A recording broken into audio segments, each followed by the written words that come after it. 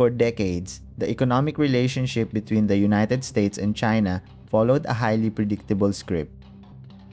China made the world's goods, accumulated mountains of US dollars, and quietly plowed those dollars right back into US government debt.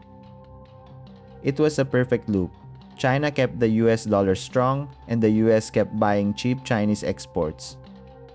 But behind the scenes, that loop is breaking.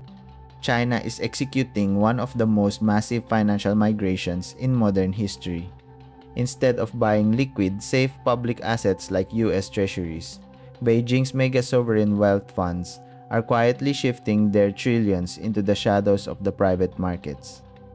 We are talking about private equity, venture capital, real estate, and direct investments in private tech companies. And the reason they're doing it isn't just to make a profit. It's a highly calculated, multi-layered survival and dominance strategy that the West is only just beginning to understand. To understand why China is doing this, we have to look at a pivotal moment in recent history, February 2022, when Russia invaded Ukraine. The Western coalition did something previously unthinkable. They froze over $300 billion of Russia's foreign currency reserves overnight. With a few keystrokes, Moscow's liquid wealth was rendered completely useless. In Beijing, central bankers and state planners watched this happen with absolute horror. They realized a terrifying truth. If you hold your wealth in liquid public markets, like US Treasury bonds or European bank deposits, you don't actually own it. You hold it at the mercy of the Western financial system. If China ever decided to make a move on Taiwan, or if geopolitical tensions boiled over, their trillions of dollars in US debt could be frozen instantly. So how do you protect $3 trillion in foreign reserves? You make them impossible to freeze. You buy illiquid private assets.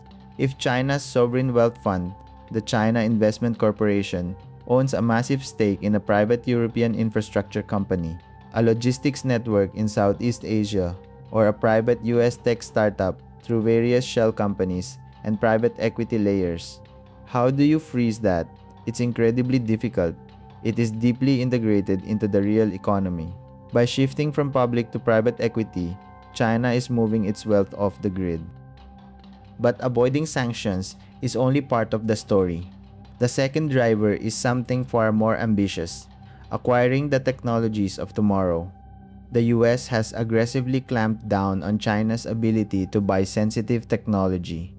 Through agencies like CFIUS, the Committee on Foreign Investment in the United States, the US government blocks Chinese state-owned companies from buying American tech firms. But China's sovereign wealth funds found a massive loophole: private equity.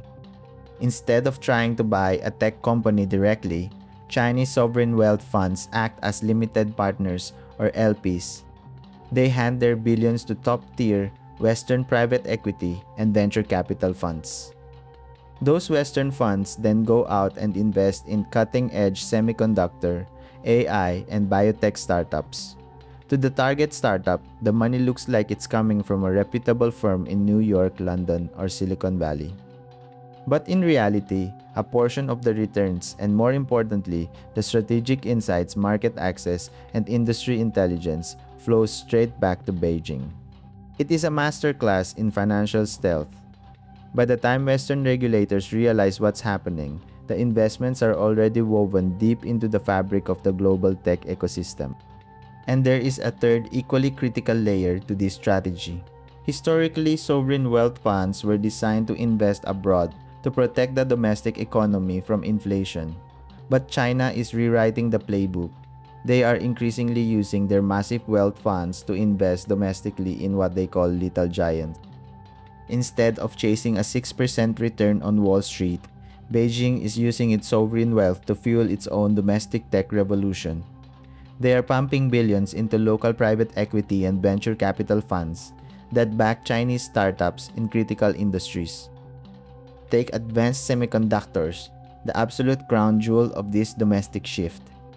In the West, chip development is largely left to the mercy of commercial venture capital and public markets.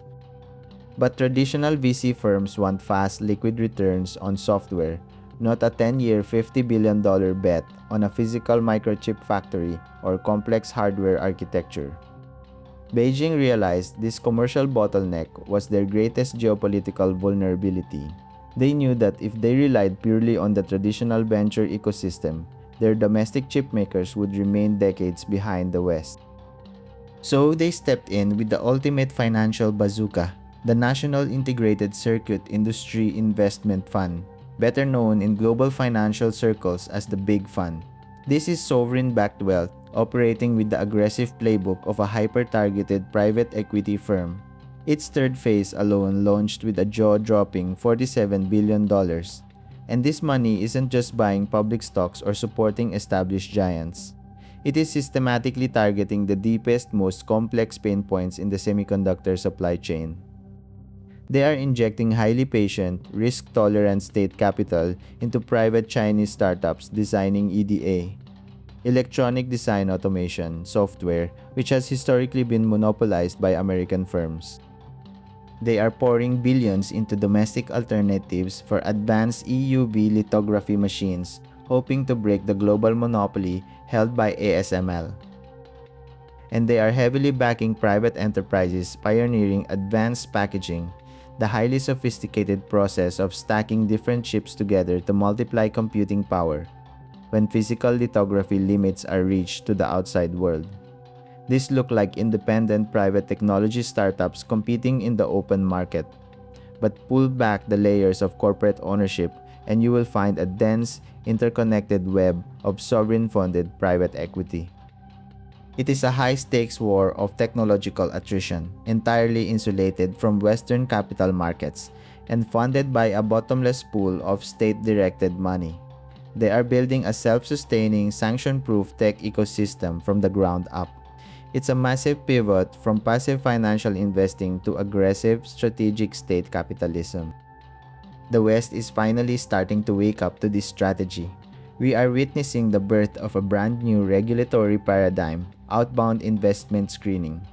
Historically, governments only screened foreign money coming into their borders. Now they are blocking their own citizens' money from going out. The private markets are massive, global, and highly complex. Capital has a way of finding cracks, flowing through offshore financial centers, complex trust structures, and nominee accounts. China's shift into private equity isn't just a temporary trend. It is a fundamental structural change in how one of the world's largest economies interacts with global capital.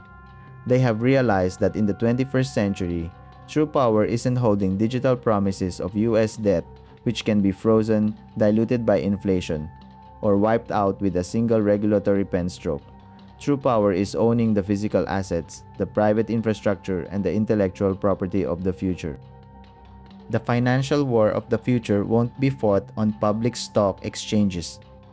It is already being fought quietly in the private boardrooms and venture portfolios of the world. What do you think? Can the West successfully regulate and stop this stealth inflow of capital? Or has China already secured its position in the private markets?